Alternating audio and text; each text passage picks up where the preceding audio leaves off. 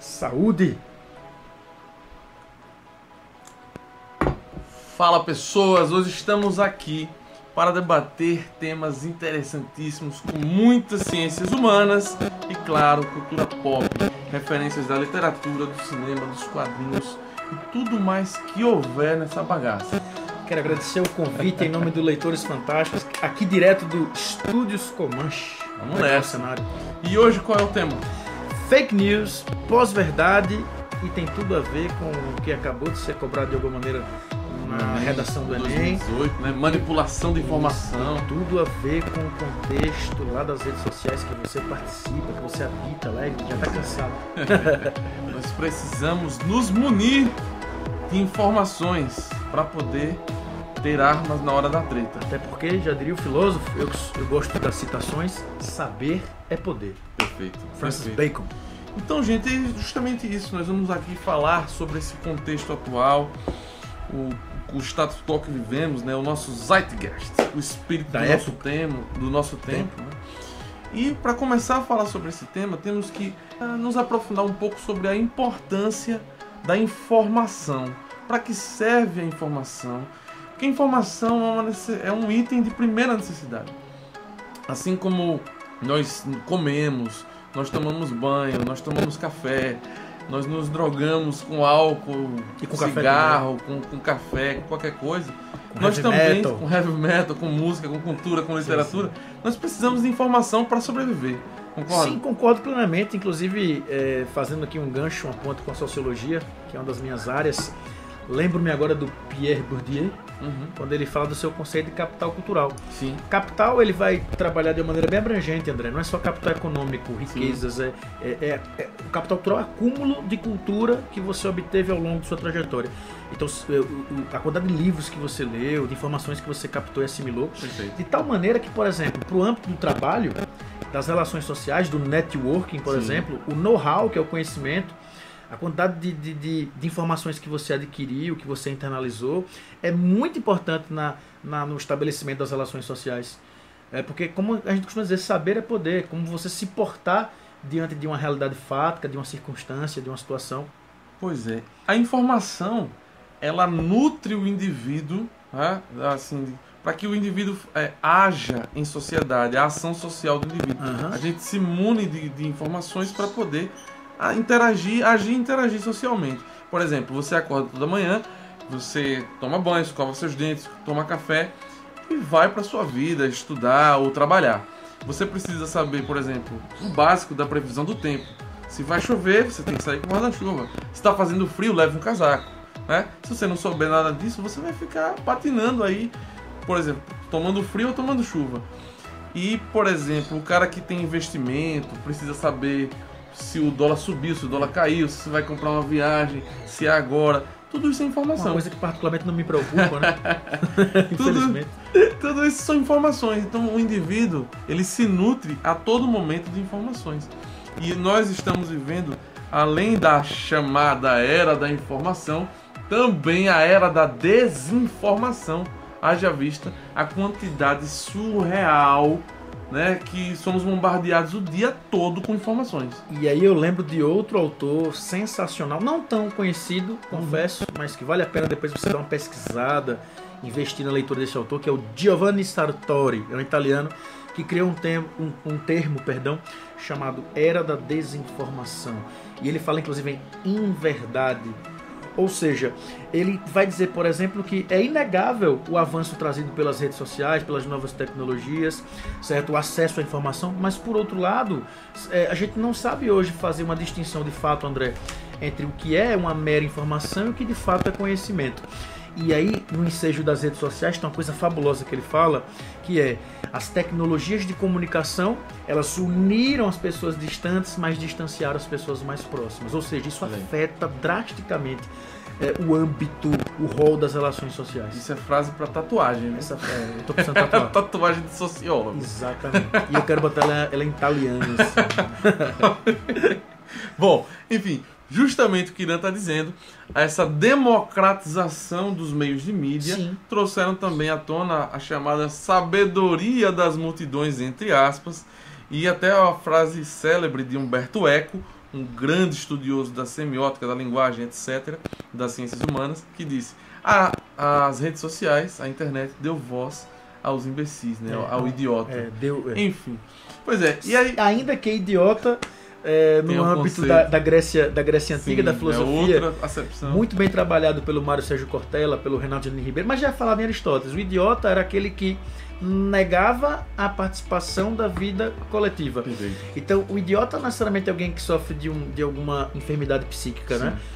A idiotia, como a gente concebe na psicologia moderna. O idiota era aquele que tinha todas as ferramentas para poder participar da vida coletiva, que poderia ir à ágora para deliberar e participar das pautas, dos assuntos, poderia ser voz, representando e preferia se ausentar. E aí eu lembro de uma frase que era muito dita pelos gregos antigos, especialmente pelos eupátridas, os bem-nascidos, que é: os ausentes nunca têm razão. Pois é, de fato. E dando curso ao nosso bate-papo aqui, vamos falar um pouco agora sobre a crise dos meios de mídia tradicionais, né? Que mídia tradicional é essa que todo mundo fala que está enderrocada, que está falindo, que está se acabando? Pois é, gente, que derrocada, que crise é essa?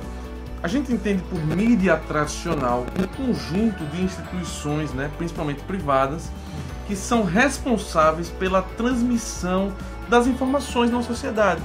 Nós podemos pegar aí os exemplos da televisão, do rádio, nós podemos também pegar os jornais escritos, as revistas, os periódicos semanais, enfim, whatever.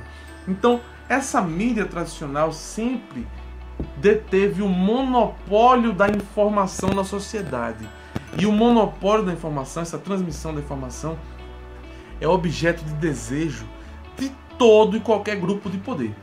Todo grupo de poder deseja ter um canal de comunicação com o maior número de pessoas possível. E a gente pode pegar, historicamente, todos os meios de mídia, esses grandes meios, estiveram, de certa forma, atrelados os seus interesses aos interesses dos grupos de poder dominantes, os grupos políticos. Um exemplo, a Rede Globo durante a ditadura militar. O Roberto Marinho, ele teve uma relação muito próxima dos militares. E vários outros tipos de exemplos. Isso a gente indica, quem quiser assistir o documentário Muito Além do Cidadão Kane. Esse título faz referência à obra de Orson Welles, também um cineasta que fez lá nos anos 30. Incrível. Esse filme aqui, até com ele aqui, O Cidadão Kane, que também fala sobre isso, sobre mídia, sobre manipulação da informação, sobre monopólio de meio de mídia tradicional. E você que tem um certo interesse, uma certa predileção pela comunicação social, é nesse contexto, inclusive, André, que nasce uma ideia de imprensa marrom. Sim. Porque o Charles Foster Kane, que é o protagonista do filme do Orson Welles, The Citizen Kane, o Cidadão Kane, ele é um cara que, particularmente, ele entende que ele produz a verdade que ele quiser, porque tudo é uma questão de como será propugnada, propagada e como será legitimada perante a sociedade. Tudo é uma questão de como eu consigo persuadir. Cara, e isso tem tudo a ver com o que estamos falando, porque a pós-verdade, a chamada pós-verdade, e agora a gente já está em outro conceito, já avançamos. Pós-verdade já é uma coisa de 2016. Então já estamos entrando na esfera obsoleto da auto-verdade, ou seja, o indivíduo constrói aquilo que quer acreditar. Os fatos não mais importam. Só tentando fazendo a amarração do tópico que eu estava falando, que é a crise desses meios de mídia. Esses meios de mídia tradicionais, eles sempre estiveram atrelados a grupos de poder. Muito embora, dentro desses meios, sempre houve os profissionais da comunicação, os jornalistas, os comunicadores sociais, que são os chamados peritos, os comunicólogos. São a pessoa que dá o tratamento metodológico científico às notícias. Quando um jornalista ele pega, por exemplo, um fato, ele vai fazer a checagem na fonte. Quer dizer que o Zika vírus está causando microcefalia. Ele não vai publicar isso sem antes ligar para alguma autoridade do Ministério da Saúde ou alguma autoridade local para confirmar e checar essas informações. Checar, rechecar, fazer a chamada triangulação, né, dos fatos, para ver se bate, para só então, passado esse crivo, transmitir esse tipo de informação. Claro que a mídia tem essa questão também influente do poder, do viés ideológico, mas ainda assim existem os chamados peritos, né? E a gente recebia essas informações através da televisão. Eu e o Irã fomos criados assistindo televisão TV na nossa Globinho. época. TV Globinho. Não tinha essa internet difusa que hoje em dia, celular, etc, Orkut, e a gente se informava no Jornal Nacional à noite. Hoje em dia não. Qualquer moleque de 15 anos abre uma página no Facebook e começa a divulgar as mentiras mais absurdas possíveis, alcança notoriedade, alcança as pessoas acreditam, divulgam aquilo, e estamos vivendo num ambiente verdadeiramente apocalíptico. E aí você banaliza o conhecimento. Perfeito. Porque a gente sempre deve fazer uma dissociação entre informação e conhecimento. A informação não é necessariamente conhecimento, porque o conhecimento é uma coisa muito mais apurada, é uma coisa muito mais sutil, profunda, e que vai trabalhar exatamente a veracidade dos fatos, ratificando aquilo que de fato representa a verdade. Quando você fala, André, e achei uma colocação muito pertinente, a questão dos peritos, eu lembro do senhor Anthony Giddens, é um dos grandes sociólogos e economistas do mundo. Sim. Ele foi assessor durante um bom tempo do premier Tony Blair, lá na Inglaterra, um assessor formidável. E ele que cria essa expressão, sistema de peritos. O que ele quer dizer com isso, basicamente? O mundo moderno é um mundo em que nós passamos a confiar na ciência, nós passamos a confiar na razão. É o verdadeiro fruto do iluminismo, certo? O esclarecimento, a razão como uma guia para o desenvolvimento real da humanidade. Só que o que acontece? O que é sistema de peritos? Eu viajo num avião, por exemplo, e viajo com certa cautela, sem ter tanto temor, porque eu confio no engenheiro lá da aviação. No protocolo. Exatamente, todo o protocolo, tudo na aquilo. racionalidade. Isso, todos os procedimentos cabíveis para o passageiro, aperta o cinto, etc. E tal. Só que tem uma coisa curiosa nesse momento agora que vivemos, que o Bauman chama de pós-modernidade. E não só Bauman, né? Lyotard, dentre outros autores, chamam de pós-modernidade. Que é exatamente a descrença nos peritos.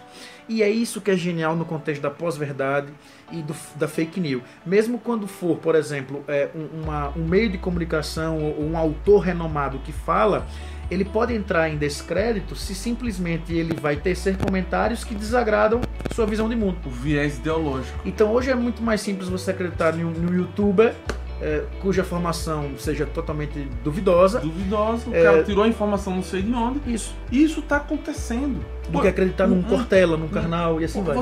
O obscurantismo, né, dos nossos dias, esse infocalipse, né, esse apocalipse das informações, está fazendo com que pessoas até com algum nível de escolaridade, deixem de conhecer as informações, de assimilar as informações de peritos, por exemplo.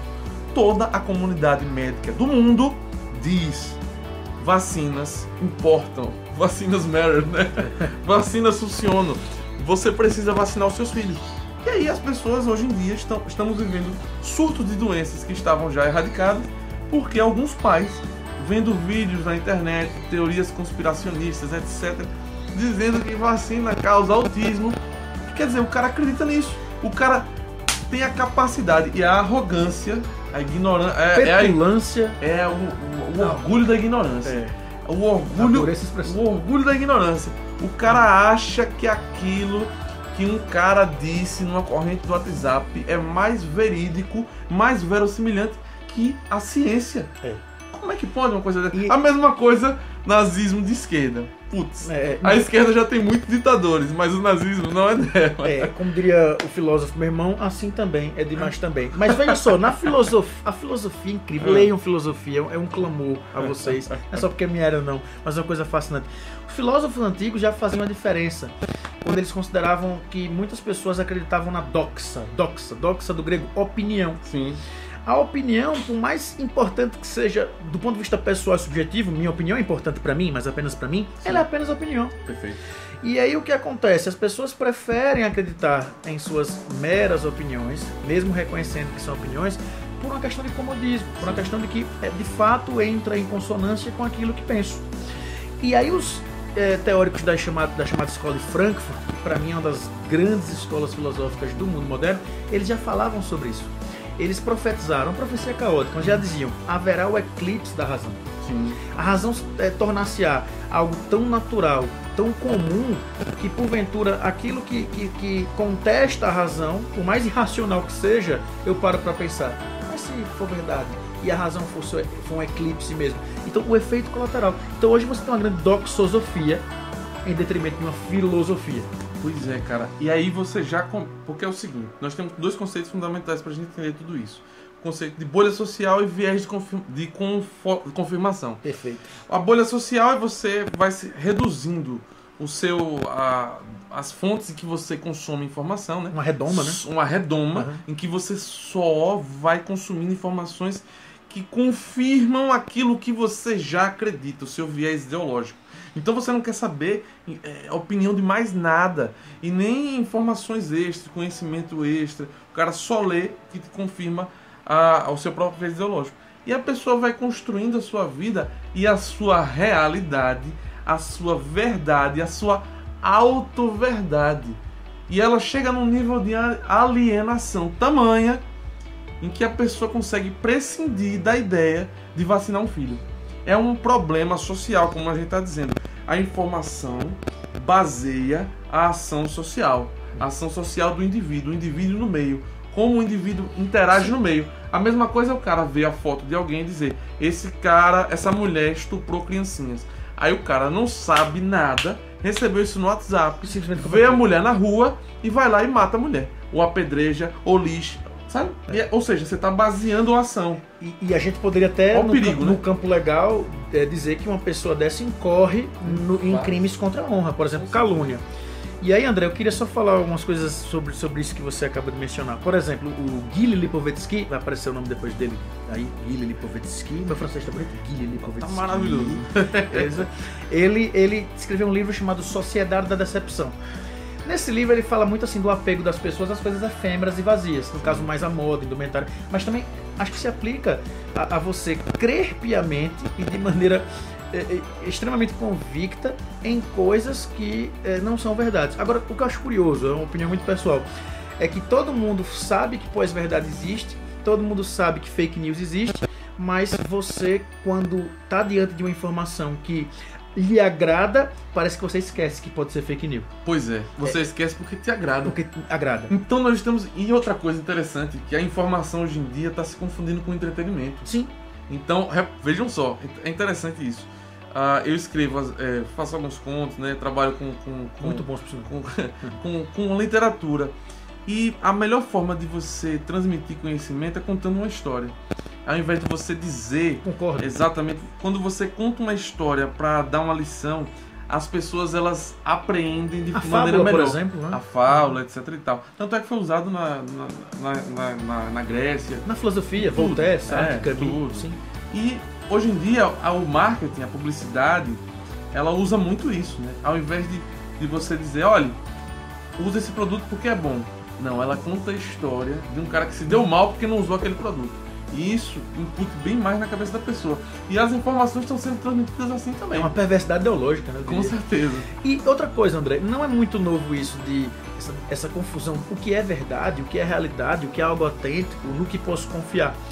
Por exemplo, se a gente vai para a Grécia Antiga e sobretudo para as narrativas de história, vocês devem lembrar de uma alegoria muito famosa e cara filosofia, chamada de Alegoria da Caverna, ou que alguns chamam de Mito da Caverna. Eu particularmente prefiro chamar de alegoria, porque é uma alegoria. Certo. Que é uma história atribuída a Sócrates, mas narrada pelo senhor Platão.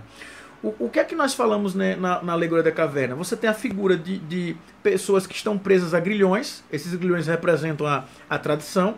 Esses grilhões representam o conservadorismo, representam certas verdades que foram arraigadas, enraizadas, mas que de repente a figura do filósofo que questiona, o que não acredita de cara naquilo que é lhe dado como verdade, o questionador, isso subversivo, contracultural, iconoclasta, ele sai da caverna e descobre a realidade em sua autenticidade. Exato. Como honesto que é, ele resolve voltar para a caverna para avisar para as pessoas, olha, tá tudo errado aqui, tudo sombra, tudo engodo, e lá fora é a verdade. Note que ele tem o dever moral de informar, tratar da verdade.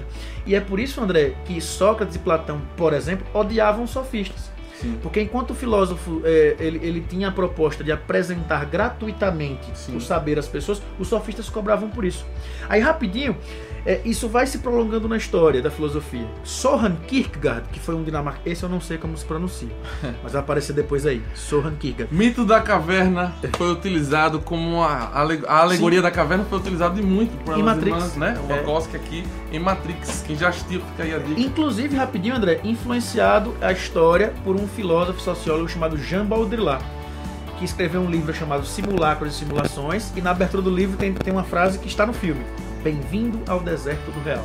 Depois a gente explica melhor isso aí. Sobre a verdade, você acredita que a verdade pode ser objetiva? Por que eu lhe pergunto isso?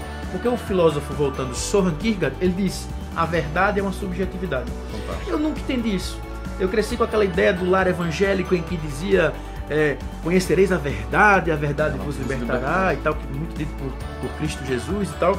Mas o Søren Kierkegaard está dizendo uma coisa que hoje eu concordo. Que não que a verdade ela seja uma coisa totalmente relativa, mas a verdade em termos de percepção, como você percebe, como o evangélico percebe, como o ateu percebe, um quê de interpretação pessoal, tem um quê de sua subjetividade. Aí entra com aquela ideia que você falou brilhantemente, que é a ideia, né, da percepção pessoal, de um viés de confirmação. Sim, perfeito. E para fechar, até você pode comentar como é que a história percebe isso. O Nietzsche diz uma coisa que também entra nessa mesma envergadura, quando ele fala, por exemplo, não há fatos, há apenas interpretações. Com certeza. O conceito de verdade e de realidade, ela muda de acordo com a ciência humana, né? De acordo com como você aborda o assunto epistemologicamente. De forma epistemológica, teoria do conhecimento. Por exemplo, a verdade para a história, ela também é interpretativa. Existem interpretações de fato. Por exemplo, o historiador ele lida com fontes. Então, ele pode pegar um documento oficial, ele pode pegar as cartas, a correspondência de pessoas que viveram em épocas antigas, ele pode pegar relatos de sobreviventes, e a partir daquele relato, daquele documento, ele vai ler e inferir dali as informações daquele recorte espaço-temporal. Como era a sociedade daquele tempo, naquele lugar. Se há uma senhora, se uma mulher estava mandando uma carta ao marido que estava na guerra, e se referia de forma pomposa, você pode entender que há uma hierarquia de gêneros, né? E aí o historiador vai se debruçar sobre esse assunto com a sua metodologia científica, a metodologia própria da historiografia. E ali ele vai escrever sobre aquela verdade, sobre aquela realidade, mas é sempre também uma interpretação daquele fato. É uma interpretação daquela sociedade que o historiador vai dar a sua contribuição.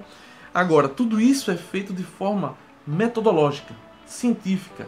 O que estamos vivendo hoje em dia não é isso. O que estamos vivendo hoje em dia é o seguinte: o sujeito já tem uma conclusão. Olha, Folha de São Paulo tem viés ideológico e tal. Então, tá. Aí ele vai desenvolver o argumento para confirmar o seu resultado, que é o reverso da metodologia científica, de você ir testando as hipóteses até chegar, né? E isso me lembra muito a época de faculdade, meu primeiro curso, que foi Ciências Sociais. Que eu lembro que um professor contava uma história que vários alunos iam à sua procura para trabalhar a ideia do TCC, como seria viabilizado e realizado. E teve um caso curioso que um aluno chegou para ele e disse: professor, já sei o que eu vou pesquisar, já sei. Aí o professor: qual é o tema? Ele: pouco importa, eu sei que eu vou usar Marx. Aí o professor: como assim? Mas se Marx não tiver um poder explicativo interessante para o tema que você quer? Ele: professor, pouco importa, eu vou pesquisar, a metodologia tem que ser Marx. Então é quase isso. E aí eu lembro do Weber, grande Max Weber, grande sociólogo alemão, historiador, culturalista, economista, quando ele fala que a própria ciência, e no caso as ciências humanas em particular, ela é uma forma de abranger e de abarcar a realidade. É uma possível interpretação do real. Porque o real é sempre muito mais complexo do que a pretensão do cientista. Eu lembro quando, por exemplo, o Drauzio Varela escreveu sobre o Carandiru, e aí eu discuti em sala com os meninos, e aí eu disse: eu acredito que, pelo que eu li de Estação Carandiru, que o presídio possa ser daquela maneira. Mas mesmo eu... É a visão dele. É a visão dele. E outra coisa, a minha leitura não é... E a interpretação que eu fiz do fato não é em si o que corresponde ao fato. Sim. Porque não há fatos, há interpretações. Não há fatos, há interpretações. E a partir daí dando continuidade a essa reflexão, vamos dar exemplos históricos e também literários na cultura pop. Estamos no Leitores Fantásticos, referências, links, insights. E eu vou falar um pouquinho sobre a manipulação da informação em sistemas totalitários. Depois Irã vai pegar um exemplo histórico daqui a pouquinho. Eu vou falar sobre 1984, que é um livro sensacional, um dos livros da minha vida, escrito por George Orwell, um inglês fenomenal. E ele vai falar aí sobre um estado totalitário, tá? O grande irmão, que oprime a população da chamada Oceania, como eles falam lá. E o indivíduo vai ser oprimido, as suas liberdades vão ser cerceadas em nome de um todo, em nome de uma coletividade abstrata que na verdade só privilegia um pequeno grupo de poder.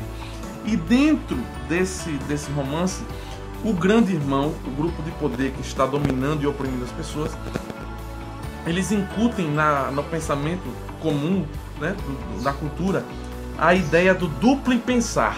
O duplo pensar, o duplo pensamento é um conceito fenomenal para você entender estruturas de poder, entender boa parte de como funciona a nossa sociedade e outras sociedades que já passaram pela Terra. A ideia é basicamente o seguinte: é a capacidade do indivíduo de acreditar em duas coisas completamente diferentes, aceitar as duas como verdade e conviver com aquilo. Por exemplo, o governo diz: nós nos sacrificamos pelo coletivo, pelo todo, nós fazemos de tudo por vocês. E o cara acredita nisso, o cara tem orgulho do governo e tal, só que a vida dele é uma lástima. Ele vive em miséria, ele vive em condições paupérrimas, precárias. Mas tudo isso ele acredita. Ele não consegue ver a sua miséria e acredita que está sendo beneficiado.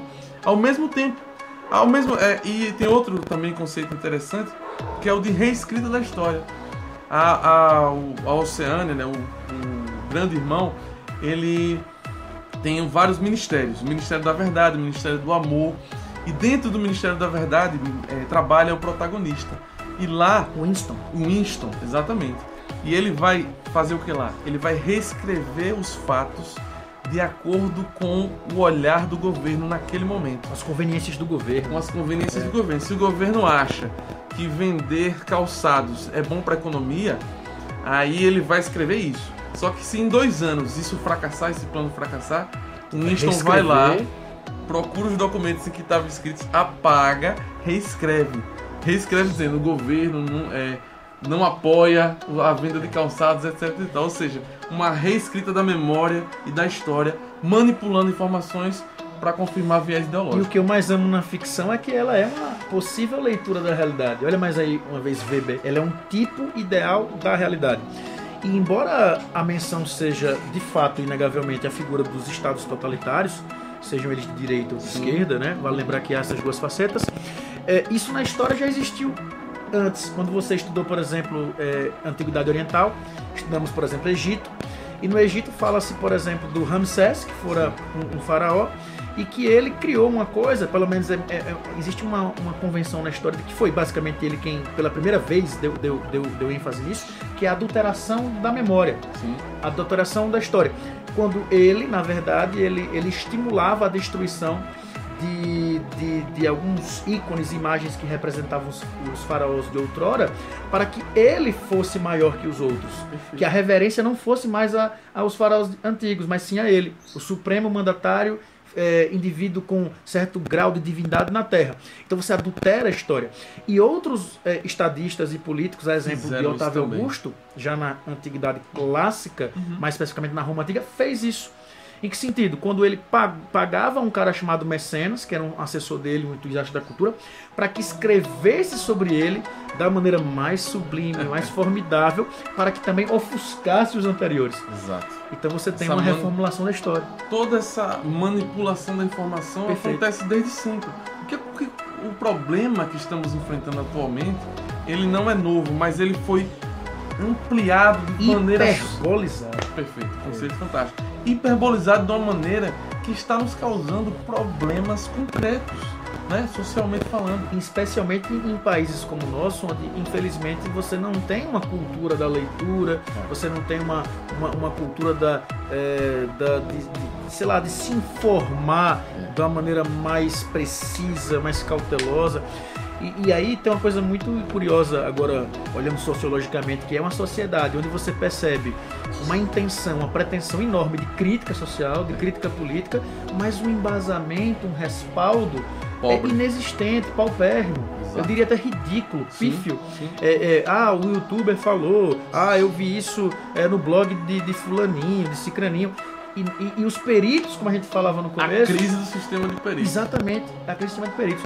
E numa sociedade onde a comunicação de massa ela é o trono da coisa, como na Alemanha nazista, que permitiu um Goebbels. Sim. Quem foi Joseph Goebbels? Além de um cara inteligentíssimo, é inegável o quanto ele era inteligente no viés político, na estratégia, sim, claro, nos seus subterfúgios políticos. Mas o Goebbels, ele conseguia aprovar, em termos de marketing, merchandising, as loucuras e os devaneios de Hitler com uma frase espetacular, né? Ele dizia: Hitler, uma mentira repetida várias vezes torna-se uma verdade. Então tudo depende de como nós iremos abordar. Ele conseguiu convencer alemães, conseguiu convencer pessoas comuns, pessoas que tinham duplo pensamento, ia para a igreja, mas acreditava que matar um judeu era necessário. Olha aí, George Orwell, de maneira genial. George Orwell. Sensacional. Duplo e pensar, exatamente. Ou seja, uma mentira... E ficar em paz com isso. Sim. Exatamente. E aí eu lembro do argumento, depois a gente faz um vídeo melhor sobre isso, mas vale a pena a menção rosa, um livro da Hannah Arendt, para mim a maior filósofa de todos os tempos. Hannah Arendt, ela escreveu um livro chamado Eichmann em Jerusalém, cujo subtítulo é sobre a banalidade do mal. Sim. E ela narra a história de Eichmann, Adolf Eichmann, que era responsável por conduzir judeus para os campos de extermínio. Quando acabou a Segunda Guerra Mundial, vocês devem lembrar do episódio que envolve o chamado Tribunal de Nuremberg, que foi um tribunal de exceção, que foi forjado para julgar os carrascos nazistas. E lá, Eichmann é ouvido. E a fala dele, que é uma fala de psicopata, é no mínimo interessante para se refletir filosoficamente sobre como as pessoas eram socializadas, como elas eram educadas no Zeitgeist, o contexto da época. E aí o Eichmann faz um questionamento interessantíssimo ao magistrado. Ele fala: o que o senhor faria se encontrasse ratos no porão de sua casa? Perfeito. E veja como tudo isso surge como um fundamento numa pós-verdade, digamos assim, sim, de fato. Uma ciência como eugenia, como darwinismo social, tudo para legitimar o ponto de vista dos nazistas. Pois é, então você utilizar informações para confirmar o que você acredita, como Goebbels, né? Judeus não são humanos, ou judeus não merecem o status de cidadão, não merecem o status de ser humano. E eu acho que a gente pode dizer que estamos passando por uma crise terrível dos valores humanistas, dos valores, por consequências, iluministas, né? Uma crise completa da razão, um ataque filosófico sistemático à objetividade crítica. Então, isso tudo está nos mergulhando, não sabemos onde.